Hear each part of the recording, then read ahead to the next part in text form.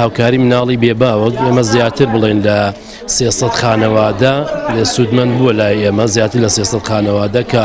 بە بڕی زیاتر لە 35 میلیۆن دینار مانگانە تەوزیعەکەین بەسەر مناڵی بێباوک بە پێی موچەکەی کە یا خێرخواز بۆی داناویە ئەوەیت ئێمە لە سندوقی بەرنامەی بەخشین لە ئەو سندوقێکە دانراوە بۆ بێباوکان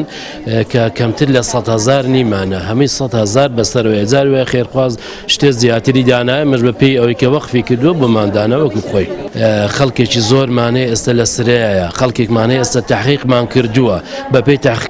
تحقیقانی خۆمان دەرچوونە لەوەی کە ئێمە بتوانین موچەیان بۆ بکەین بەڵام خەڵکێکی زۆر ئێستا هەر ماوەتەوە چاوەڕێوەکەن کە خێرخوازان هیمەت بکەن بێنە پێش یاس ئەو سندوقانێکە دامان ناوە بێباوکان بڕێکی پارەی ئاوای تیا بێ کە ئێمە بتوانین بۆیان بکەین بە موچەی مانگانە. زۆر زۆر سپاسی دەستگای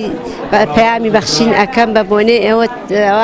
3 ساڵە بە بۆنەی ئەم پارۆ کە پێی ئەژین خواتان لێ ڕازی بێ من وا بۆ 3 ساڵ ئەچێ عنی لێرە موچەوەر ئەگرم زیاتریش یارمەتیان ناو ماڵیان ئاو بێ خۆی گەورە پاداشتان باتەوە.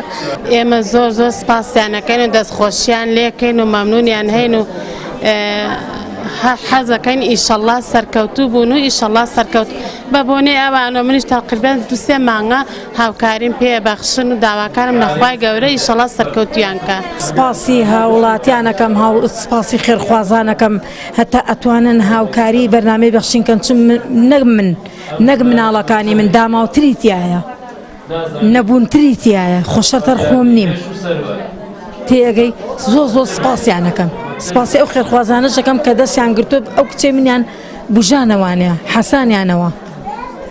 ڕاستیەکەی من لە زۆر سپاسی بەرنامی بەخشین بەرنامی بەخشین نەبووە ڕاستەکەم بەرنامی بەخشین سەردانی کردم کە ساحێبخان و کرێ 4 مانگم لەسەر بوو ئەو دقی هاتووەتە سەرم بەرنامی بەخشین خۆی ئاگادار بووە زۆر سپاسیانەکەم.